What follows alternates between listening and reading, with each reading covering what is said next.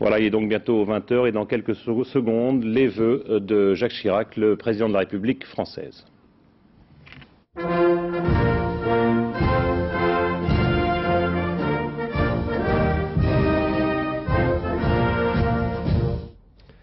Mes chers compatriotes, je suis heureux de vous retrouver ce soir et de vous dire les vœux très chaleureux que je forme pour vous, pour les vôtres et pour notre pays, à l'occasion exceptionnelle de cette dernière année avant un nouveau millénaire. L'année 1998 s'achève. Elle nous laissera des souvenirs forts. La joie sans frontières de la Coupe du Monde, symbole de fraternité et d'union entre les peuples. Le cinquantenaire de la Déclaration universelle des droits de l'homme, célébré avec cœur et enthousiasme comme une promesse pour l'avenir. En même temps, hélas, de nombreuses victimes tombées au Kosovo, en Afrique centrale, en Irak, tandis que des catastrophes dévastaient en quelques heures des régions entières, comme nous l'avons vécu récemment aux côtés de l'Amérique centrale. Chez nous, le chômage, la misère, qu'elle soit matérielle ou morale, n'ont pas diminué comme nous l'aurions souhaité. Et puis nous avons vu la mondialisation en marche.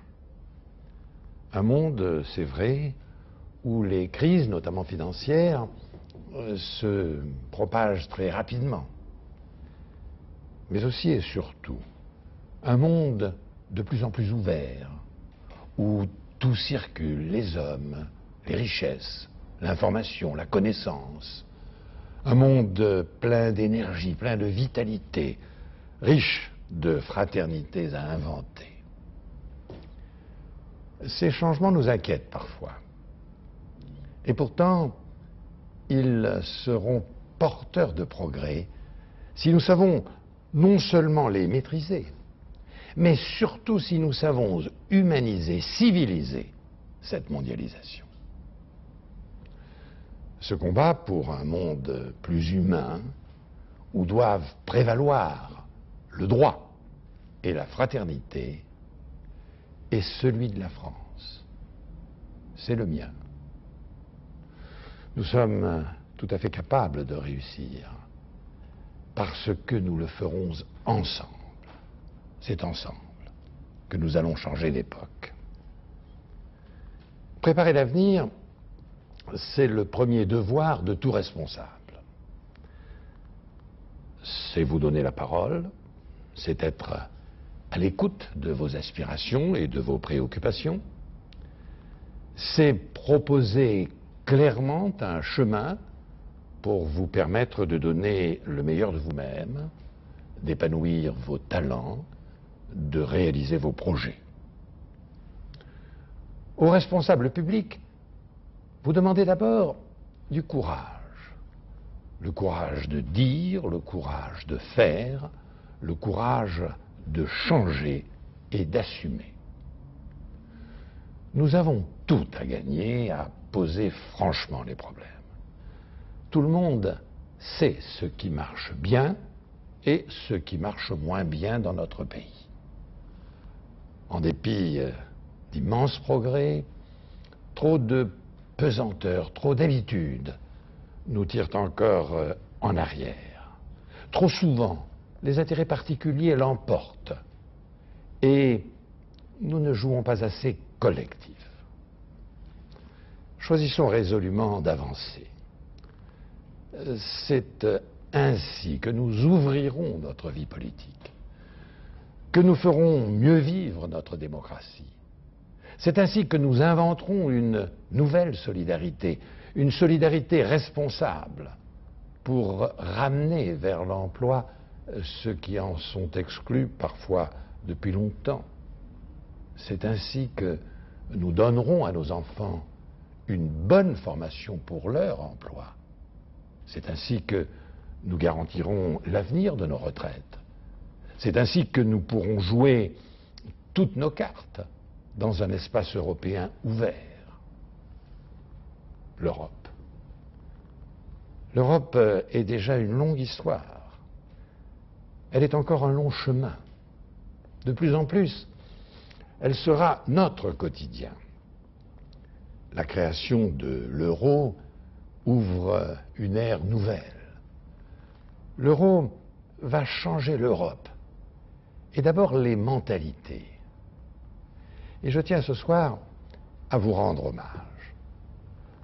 L'euro, c'est d'abord le fruit de vos efforts et de vos succès.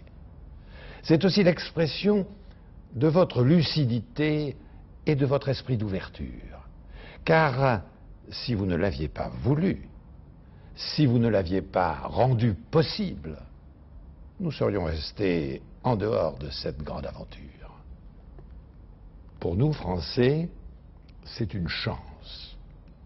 L'euro nous apportera plus de choix dans nos achats, des prix plus bas, de nouvelles parts de marché, de nouvelles possibilités d'investissement et donc d'emploi. Il nous apportera plus de stabilité dans un monde incertain, plus de force face aux grands pôles économiques et politiques qui existent ou se développent sur la planète. Mais pour que nous puissions être parmi les meilleurs, il faut défaire les nœuds qui nous empêchent d'avancer parfois, libérer nos capacités d'innovation, baisser nos impôts et nos charges qui sont parmi les plus élevés d'Europe, valoriser ceux qui créent, tirer le meilleur parti des nouvelles technologies. Voilà comment nous devons construire notre avenir. C'est une belle ambition, c'est une ambition raisonnable, et c'est la mienne. Des responsables publics, mes chers compatriotes, vous attendez aussi qu'ils fassent respecter la loi. Vous souhaitez de l'autorité, une autorité intelligente et responsable, sûre de sa raison d'être, qui est tout simplement le respect de nos valeurs républicaines. Ces valeurs, et notamment l'intégration, l'égalité des chances, sont parfois menacées. La sécurité des biens et des personnes n'est pas garantie partout. L'éducation, la prévention sont indispensables. Mais vous savez aussi que la sanction ne l'est pas moins. Je rappelle que la sécurité est la première des libertés. Enfin, je sais que vous aspirez à plus d'unité. Autant vous appréciez les vrais débats, autant vous êtes lassé des vaines querelles. Je pense, comme vous, qu'il faut éviter ceux qui divisent inutilement, ceux qui blessent les gens dans leurs convictions. Il y a aujourd'hui bien d'autres priorités, bien d'autres enjeux. Partout, je constate une formidable envie d'agir et de créer, une soif de comprendre, le besoin de réussir. Je vois à l'œuvre de nouvelles énergies qui transforment peu à peu notre pays. Si nous savons les encourager, les libérer, alors, oui, la France sera bien partie pour le siècle qui vient. Partout, je rencontre des femmes et des hommes qui se rassemblent pour faire progresser les choses. Sur beaucoup de sujets, c'est possible. Nous avons bien vu ce que peut la France quand elle est unie, enthousiaste, tournée vers la même ambition, une ambition partagée.